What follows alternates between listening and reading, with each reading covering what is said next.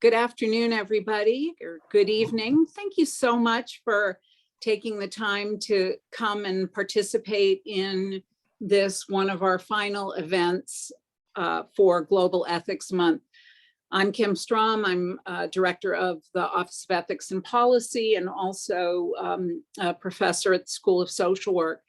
And before I get started, I want to give a huge debt of gratitude to my colleagues, Jen Daniil and Matthew Teal, and our mighty interns for all of the work that they did, putting together a really robust array of activities and thought-provoking events for Global Ethics Month, which we've been celebrating here at Carolina throughout the month of October. Also want to thank them specifically for their tech support as we go through the presentation today. I will let folks know, encourage you to keep looking at our website and our YouTube channel for material on constructing a code of ethics on campus, and also on looking at the other presentations that we've had this month. And I will commend you to a presentation tomorrow with Dawn Osborne Adams, who is the University Ombuds, who will be talking about leadership and community. Okay, Matt, if you'll go to the next slide. So I'm actually tuning in from Wisconsin today. I'm on research leave this year with deep gratitude to the university for supporting a sabbatical so that I can study moral courage. And moral courage is a form of integrity where we look at not just knowing the right thing to do, but doing it. And it intersects with courage. So I'm going to be talking about that a little bit today. And then it also distinguishes itself. So I will share information about that. And then I'll give you 5 exemplars that of folks who acted with courage. And my intent is that we leave today's session with a feeling of inspiration and support, and hopefully some new thoughts about how to live our integrity and what we can learn from people who tried to do the right thing. So I look forward to, it's always a risk when you study something as avidly as I do this topic to just give me an hour, but I hope that you'll find it worthwhile and maybe whet your appetite for further conversations. So Matt, if you'll go to the next slide.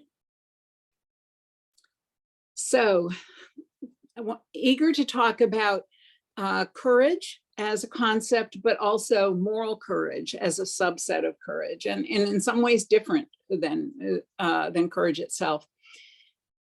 Courage is often referred to not as the absence of fear, but as action despite fear. So if we think about people who are firefighters rescuing someone from a burning building, those are acts of courage where people act despite fear. Moral courage usually adds in the notion of principle, that it's action based on principle despite fear or despite harms. So another sort of thing that distinguishes moral courage from courage overall, or courage as we usually think about it, is that moral courage often has a great singularity, a great loneliness to it. Sometimes people who engage in acts of courage in the battlefield, for example, may actually be participating as part of the crowd because they lack the courage not to do so. It's a little bit of a paradox there, but one of the quotes about courage is, "Many would be cowards if they had courage enough." So, food for thought there. And another definition of moral courage is facing the pains amid dangers of social disapproval and the performance of what they believe to be duty. So people who speak out, raise objections to an offensive joke, call attention to misconduct.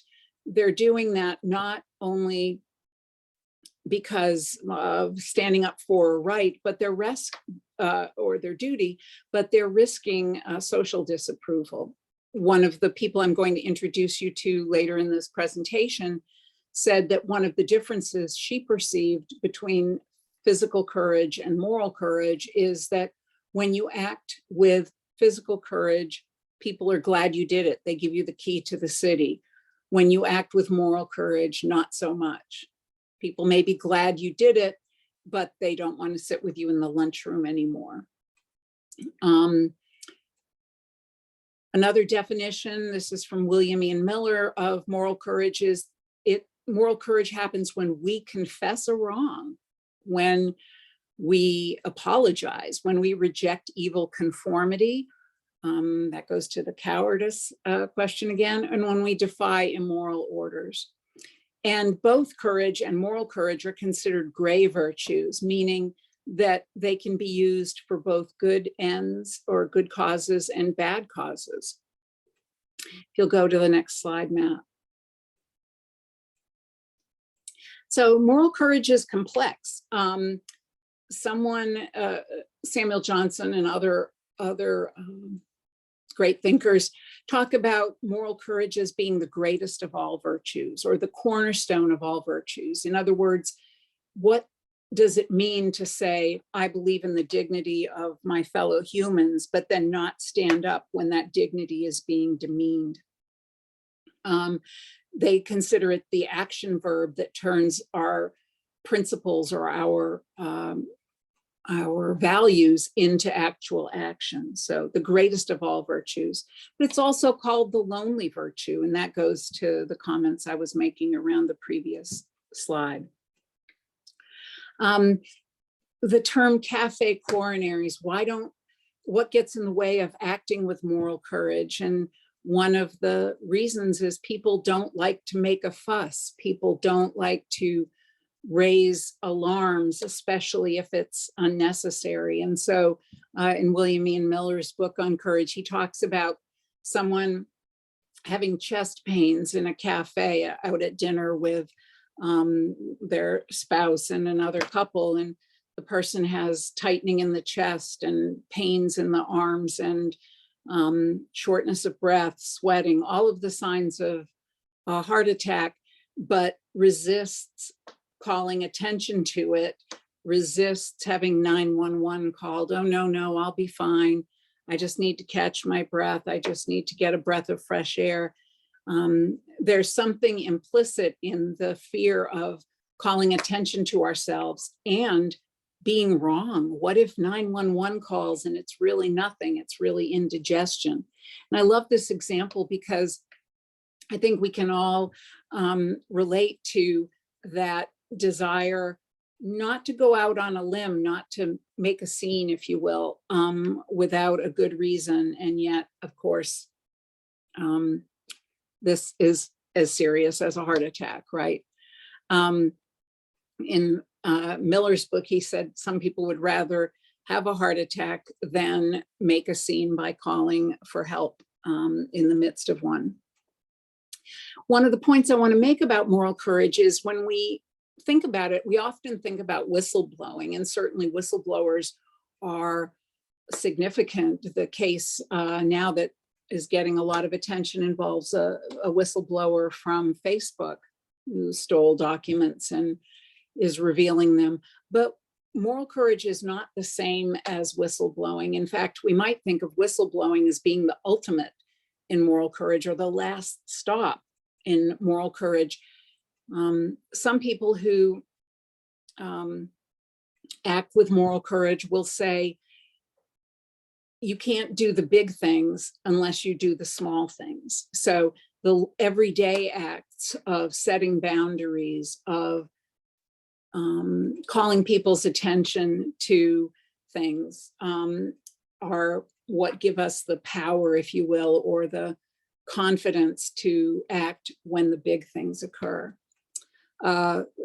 friend years ago told me one of the hardest things he ever did in his life was to tell his fellow fraternity members that he wouldn't engage in a hazing ritual. And it wasn't a particularly harmful or grotesque hazing ritual, but he just drew the line at it. And he said in his whole life, that was one of the hardest things he ever did at 18, to set a boundary and say, no, I'm not going to do it. And it's not worth being in the fraternity in order to compromise my integrity. And he didn't say it in that highfalutin manner, but an everyday act of courage. One of the other tricky things about moral courage is we tend to doubt the motives of people who act with moral courage. We tend to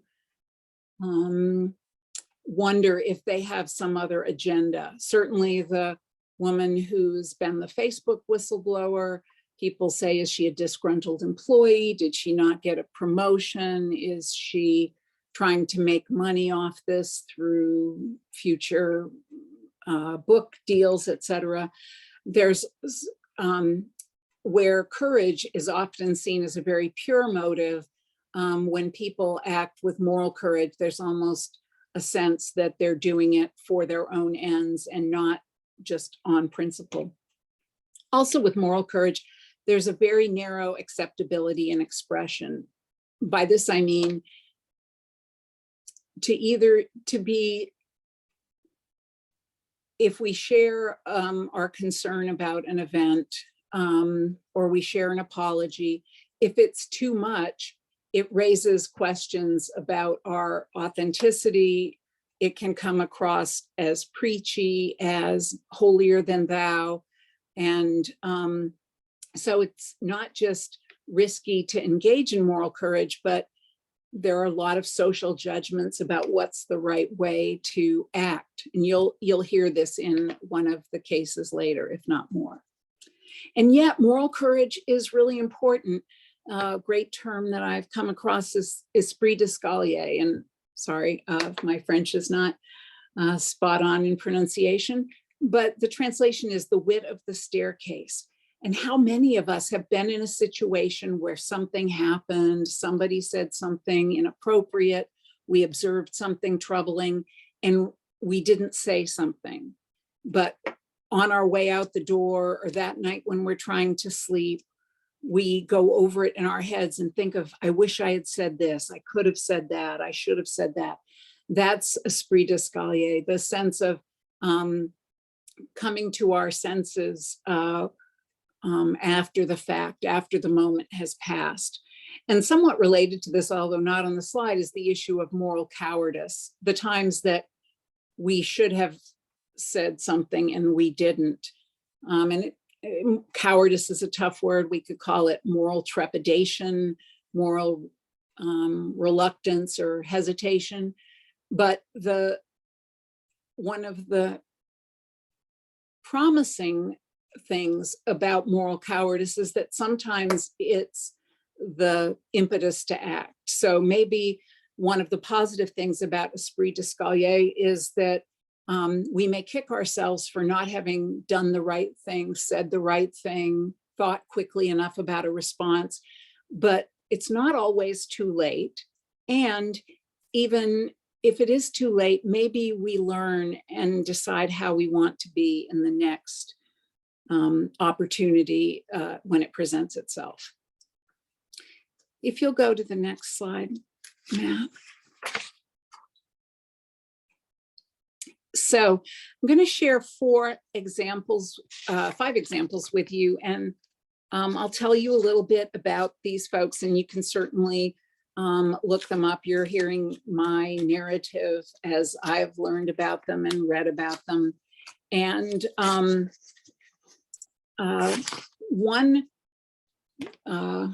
what I think about Bunatine or Bunny Greenhouse is she was a person who was just doing her job and trying to do the job even under pressure not to do it. So Bunny Greenhouse was worked for the Army Corps of Engineers. She was had a senior position as Chief Contracting and Procurement Officer. She raised concerns during the, I'll have to get the year right. She raised concerns about two issues, the self-dealing in contracts for the Iraq War, and also bloated contracts, if you will. And there was no basis for single source contracts. And some of this is, the fine lines of accounting and purchasing. But her signature was required for the final approval of these 5-year, $7 billion contract as the Iraq invasion was starting to take place. And this was a sole source, no complete, cost plus, basically a blank check in her opinion. And so with the invasion imminent, she was required to sign the document, and she did sign it, but she wrote above it that she was concerned about the unprecedented duration of the contract. She was disciplined for putting an inappropriate note above her signature, handwriting in her concerns. And several steps later, she was, when she was trying to call attention to the issue and sweetheart contracts, she was told not to testify before Congress, even though she had been called to talk about these issues. She had retaliation in the workplace. She was removed from her position in the senior executive service, and she was stripped of her top secret security clearance. And then she also began getting negative or less than stellar performance appraisals when she had had a history of outstanding appraisals. And she started having opportunities withheld from her for routine jobs that she had carried out before. In extensive litigation, and she became a whistleblower for what she went through. She contested her retaliatory actions against her in a lawsuit. Ultimately, the government agreed to pay her almost $1 million, representing lost wages, compensatory damages, and attorney fees. And she was able to retire at age 67 with full benefits. In some ways, whistleblowers hold her up as a success story in that she was able to be made whole financially. But I think we don't want to underestimate the time that she had to fight, 6 years, and continued discrimination and retaliation. And so simply for doing her job and trying to make sure that funds, not her funds, the funds of the federal government, were used carefully and judiciously. If you can go to the next. So I'm a social worker by training, and one of the salient cases for therapists and social workers is Jaffe versus Redmond. And this case protects the discussions between therapists and clients from being misused, if you will, in court proceedings. Karen Beyer was a therapist for a member of the police department who had shared, who had sought her help.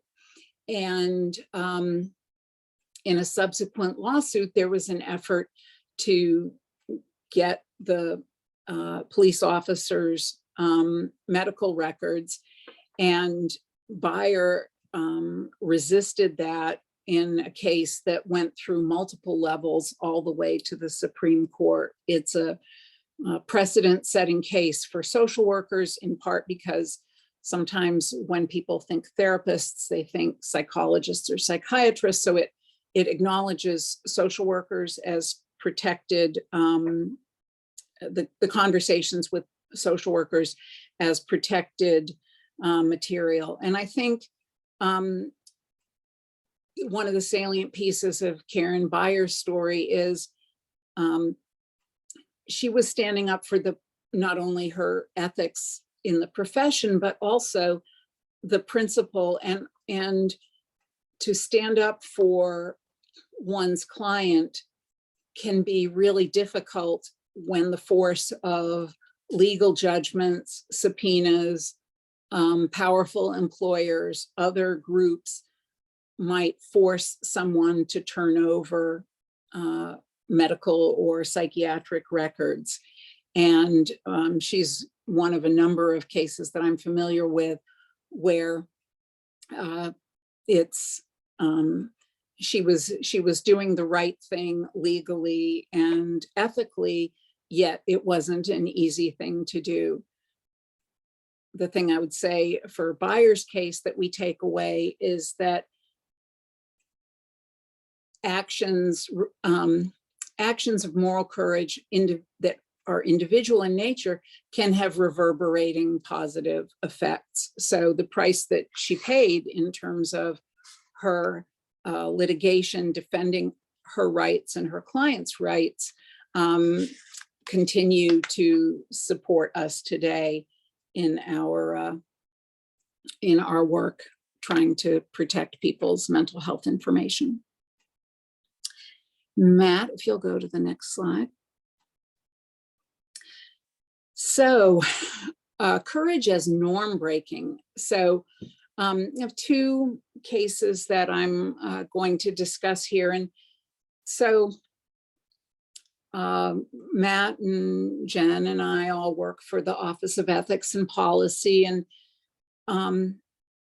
we recognize in our work that policies in the university or policies in daily life, in codes and laws are really the floor of behavior. They really set a baseline for what is and isn't acceptable. But our ethics, our integrity, it really involves the laws that we carry around with ourselves, if you will. They're the laws that we impose on ourselves, or the rules that we impose on ourselves. And the rules that we think are okay, the things that we think are okay in the workplace, or in our groups of friends or our family, are really about the culture that's built in the workplace or friends or family. In other words, what's okay, what's acceptable. That's about what norms are set. And the two people I'm going to talk about here, Colleen Rowley and Joseph Darby, both worked for really powerful organizations that have very firm cultures and norms, and they stood up to those in the midst of scandal. The first one I'll talk about is Colleen Rowley. So she's in the picture in Times Persons of the Year 2003. She's pictured with two other women, one from WorldCom and one from Enron, two companies that don't exist anymore. Colleen was a special agent and general counsel for the Minneapolis office of the FBI. She, in the run-up to the 9/11 attacks, she and her fellow agents raised issues about how the FBI handled reports about Zacarias Moussaoui, who is now known as the 20th hijacker in the 9/11 attacks. Colleen and her colleagues, Moussaoui came to Eagan, Minnesota to flight school. He didn't have a history of flying light planes or small planes. He paid cash for his lessons. He reportedly evidenced more interest in flying the planes than in how to take off and land. He reflected a number of behaviors and patterns that raised concerns on the part of the flight school, and they reported it to the FBI. And Colleen and her fellow agents would say, because of turf and bureaucracy and pride, that the FBI failed to do all that it could do to investigate and apprehend Moussaoui until it was too late. In fact, she considers herself complicit in the 9/11 attacks for her failure to be able to stop them. Although she also acknowledges that even though her efforts were ultimately futile, and she has paid prices for that, better to have tried and failed than not to have tried at all. I interviewed her the day after she retired, after 25 years with the FBI. She had received death threats, notoriety, and even the notoriety of being a person of the year doesn't make up for former colleagues who accuse you of ruining a good thing and diminishing the good name of the FBI, et cetera. So the owning of errors, whether it's a personal error or an institutional error, is a hard barrier to jump. And I give her an incredible amount of credit for doing so. Definitely going against the culture and the norms of her organization, yet hopefully in a way that helps make sure that bureaucracy and hubris doesn't get in the way of action in the future. Joseph Darby, this is going back a ways. Some of you may not remember the Abu Ghraib scandal in the Iraq War.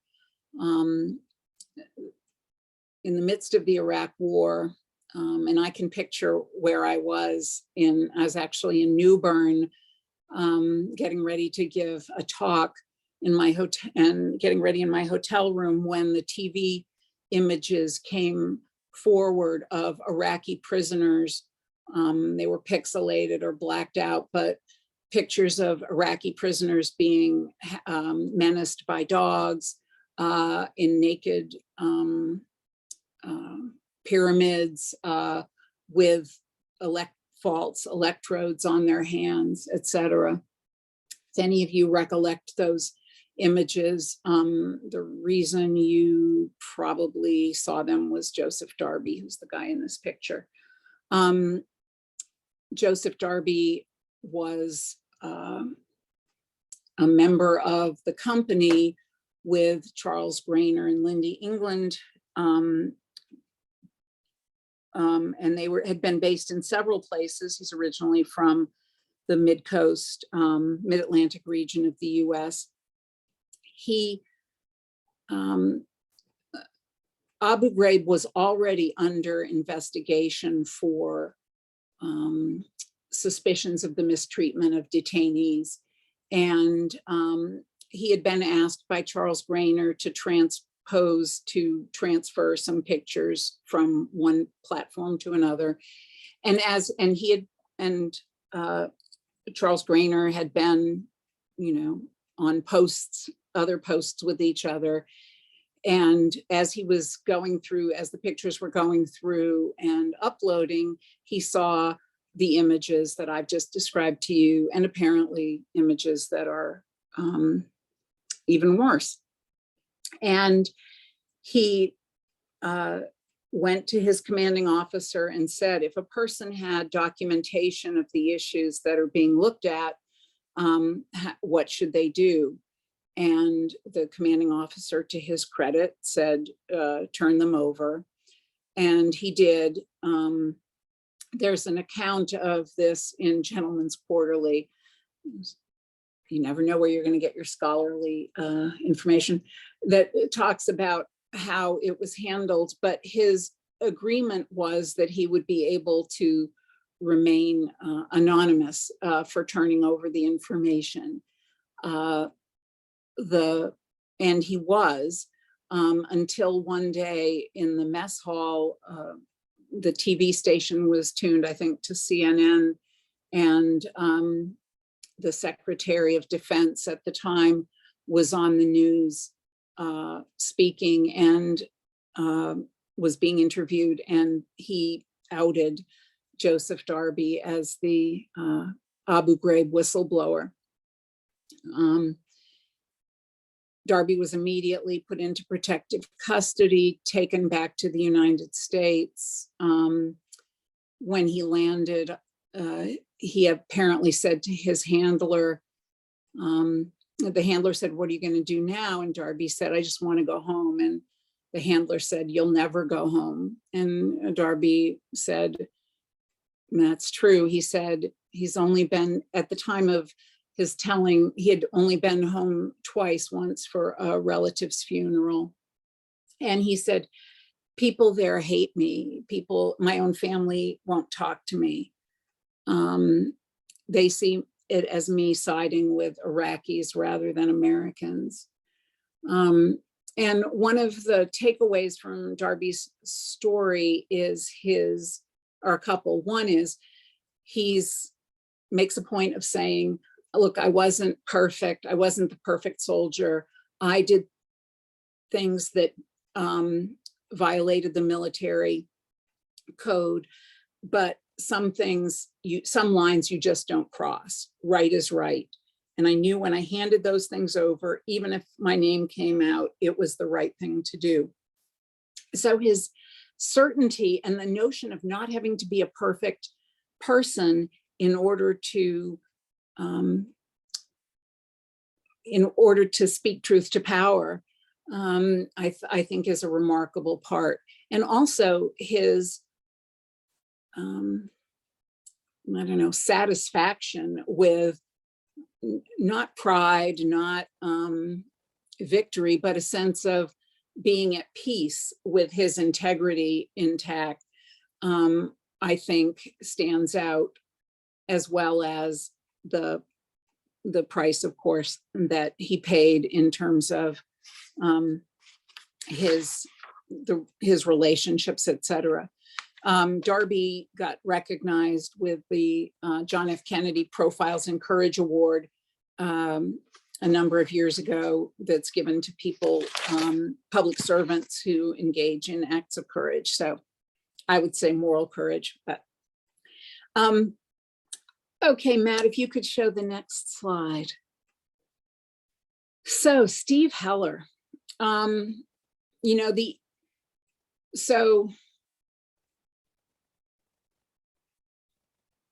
when the rich tradition of civil disobedience sometimes involves breaking the law, and I'm not here to advocate law breaking. I think it's sort of a gut-wrenching and life-changing decision in order to act out one's convictions. Steve Heller was an actor who moonlighted doing word processing at a law firm in Los Angeles in the middle of his, and as a clerical person, he had signed paperwork attesting to his willingness to uphold attorney-client privilege in all of the matters that he would become aware of in his work at the law firm. So although he was not himself a lawyer, he had made that pledge. And while he was doing his data entry, he came across a document that appeared to indicate voting machine manipulation by the Diebold automatic voting machine company. Heller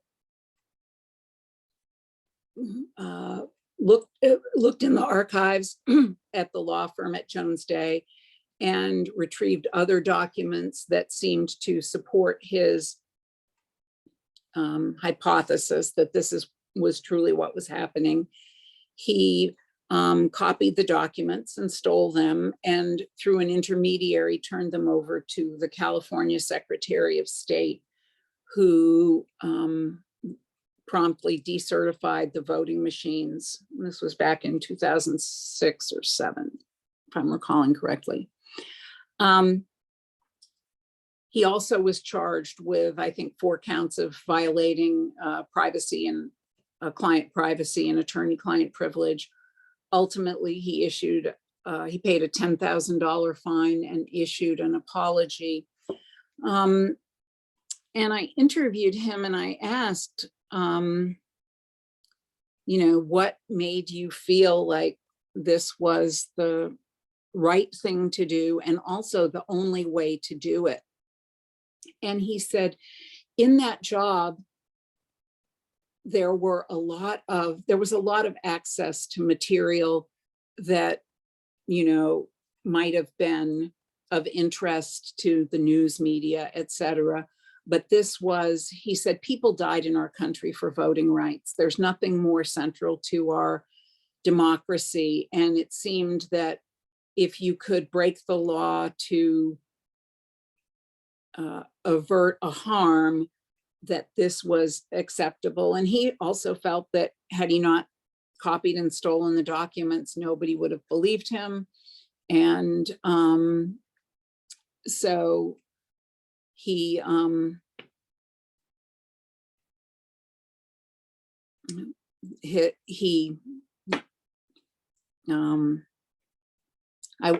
not going to interpret him as being at peace, but clearly he was trying to invoke a higher principle in terms of voting rights as opposed to the documents at the law firm. Matt, if you look at the next slide. So the Tuskegee syphilis experiment. We hear a lot about Tuskegee, especially in the past couple of years, as we in society and in academia and in science talk about resistance to vaccination, skepticism about authorities in healthcare and in science, and particularly Black members of our community, and suspicion based on Tuskegee. Tuskegee, I want to talk a little bit about it in the backstory because it's become it's a phrase we're familiar with, but not everybody knows the particulars, and certainly not many people know about Peter Buxton. So the Tuskegee syphilis experiment was an experiment to see what happened to people with untreated syphilis. And therefore, it's sort of an autopsy study. It was not an intervention or a treatment study. It was not about cure. It was about letting the disease run rampant. And having worked with clients who had tertiary syphilis and the psychosis and debilitation that comes with that, I would say that it's even without considering the specifics of the study, a cruel and unhelpful piece of science. The scientists involved enrolled 600 Black sharecroppers in the South, in Alabama, 400 of whom had syphilis and 200 of whom did not. Those were the control group. The men were persuaded to enroll in the study, saying that they would get free medical care and burial payments. The medical care, if it was issued, was only in service of the study. So lumbar punctures to study what was referred to as bad blood. So the men weren't informed about their syphilis. And they were also, some were also given damaging or ineffectual placebo treatments. This Tuskegee syphilis experiment went on for 40 years, 40. 13 refereed journal publications were written about Tuskegee. Sometimes when we talk about it today as in terms of research ethics, we act like it was just some hidden kind of small time event when it was sanctioned by the most powerful bodies in medicine and science at the time, including Public Health Service, the Center for Disease Control, American Medical Association, and the National Medical Association, which is the medical association of Black physicians at the time of segregation. During the 4 decades of the study, early in the 4 decades of the study, within the first 8 years or so, penicillin was discovered to be a treatment for syphilis. And of course, it was withheld from the men in the study. As a matter of fact, that's how Peter Buxton found out about the study. He was in San Francisco. He had signed up to be a venereal disease contact tracer, basically, doing his work in San Francisco. And a man who had been part of the Tuskegee study became ill with tertiary syphilis, was taken by family members to a doctor who gave him penicillin. And that led to outrage by the study sponsors for basically ruining their subject protocol, if you will, by actually treating one of the participants in the study. This really provoked Buxton. He asked for information about the study. It was freely shared with him. And over the next 7 years, he engaged in a number of initiatives to try to confront powerful people involved in the study, to persuade them about the inhumanity of the study and the way the subjects were treated, to talk about the deception and coercion that was being used. Ultimately, he got pushed back. He got a law degree in this process and got pushed back because he wasn't a scientist, he wasn't a doctor. He was told that the Institute of Medicine and other bodies have looked at this study and verified its merits. And yet he persisted. There were several other people who raised alarms about it, but ultimately it was Buxton who, over 7 years and incredible, I would say, incredible advocacy when he was told these men are volunteers, his advocacy for explaining you can't volunteer for something that you don't know.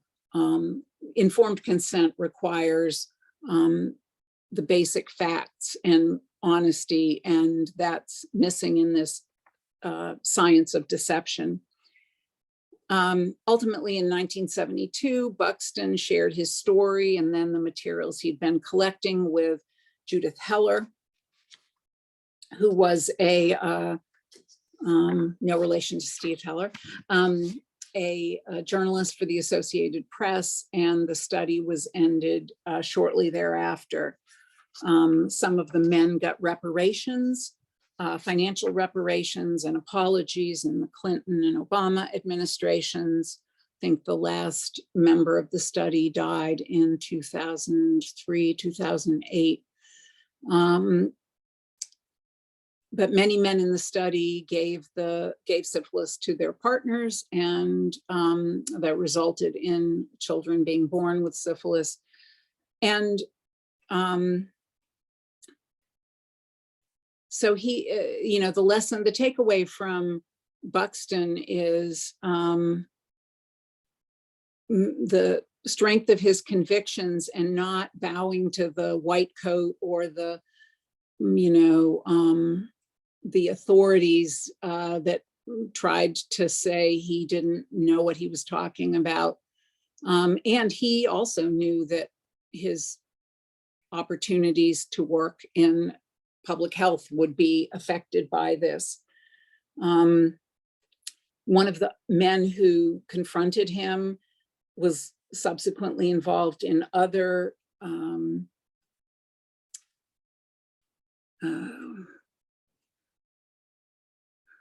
manipulative isn't even the strong enough word, research, other harmful research in Latin America.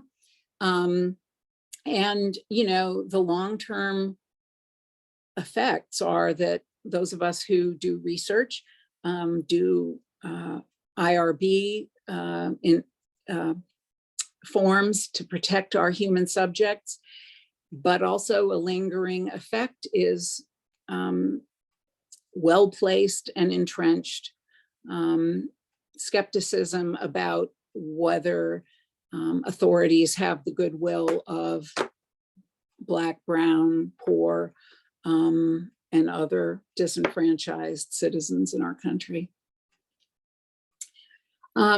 If you would go to the next slide. So, I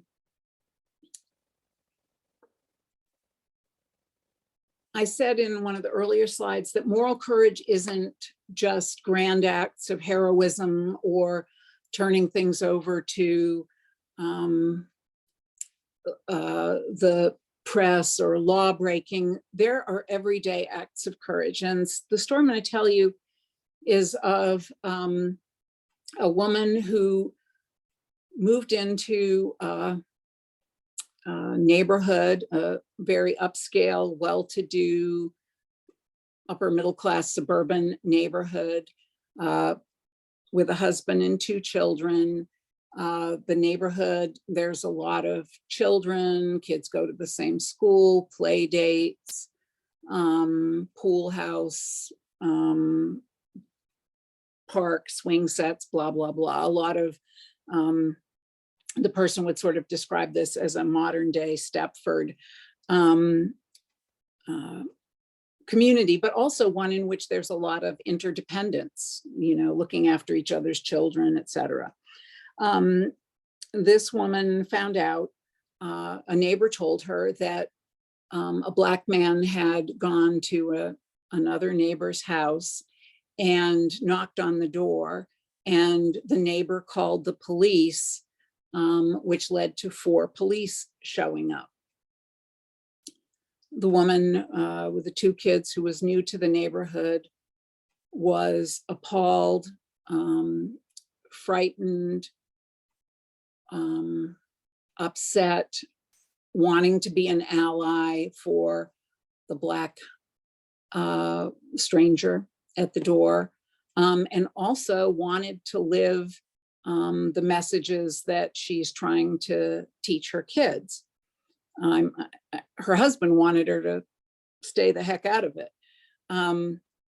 Nevertheless, she did some research with anti-bias groups and how to have difficult conversations.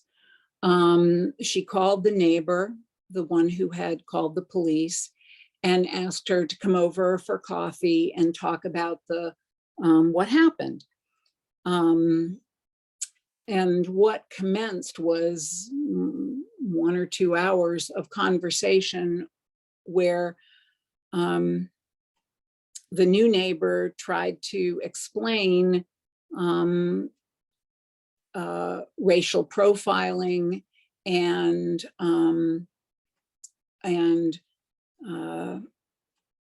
welcoming and a variety of other concepts, such as implicit bias, etc. The conversation seemed to go well. The woman pushed back and said, oh yeah, well, when we called the police, he pulled the race card. And, the do-gooder, if you will, said, well, imagine a woman who's assaulted and saying she pulled the woman card, trying to offer perspective taking in, I think, as gentle a tone as possible, although she was quite fired up about this. The neighbor left, and sometime later, within the next couple of weeks, the do-gooder, if you will, received a long letter about how the person felt that they had been entrapped and demeaned and falsely labeled, et cetera, and so forth. So one could put this in the file of no good deed goes unpunished, or one could put this in the file of seed planting and living your integrity. And the person who reached out to the neighbor who wanted to, engage in this conversation had reflected on it. And some of the takeaways from the difficult conversation is to have realistic expectations of what you want to achieve.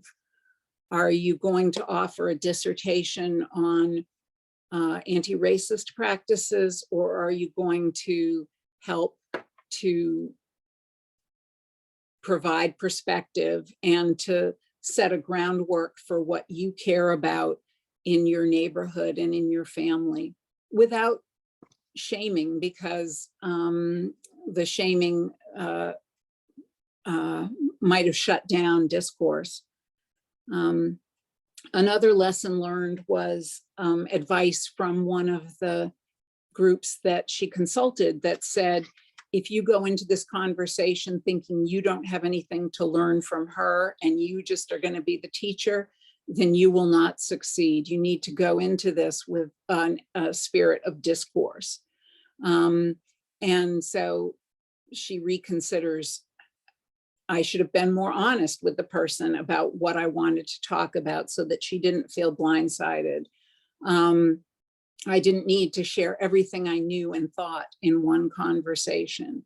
So, and ultimately the breach is repaired. The children are still friends. The birthday parties are still attended. The husbands probably still think it was a bad idea, but I think both women ultimately left feeling better for the effort, that a good effort, even if not a perfect effort, was made. And I would say the other piece that I admire about this is there's a quote from Harry Potter in one of the Harry Potter books, I think it's from Dumbledore, that said, it takes a great deal of bravery to stand up to our enemies, but just as much to stand up to our friends. And it reminds me, it's one of the reasons I include this an anonymized conversation, because, in a neighborhood with a lot of interdependence, where you're the new person, where children are involved, it's a high stakes. It's high stakes to have a hard conversation. It's also high stakes to take a look at ourselves and say, what are my motives? How could I do this better? How can I be an ally, both to people who I feel are being victimized, but also to people who want to do better. So I'm mindful of our time, and Matt, you can take the slide off if you want.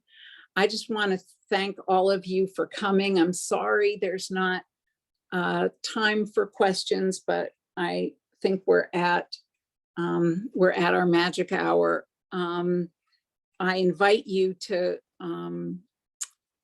share questions with me through my email address or through our website at ethicsandpolicy.unc.edu. And again, thank you for taking the time and for your participation.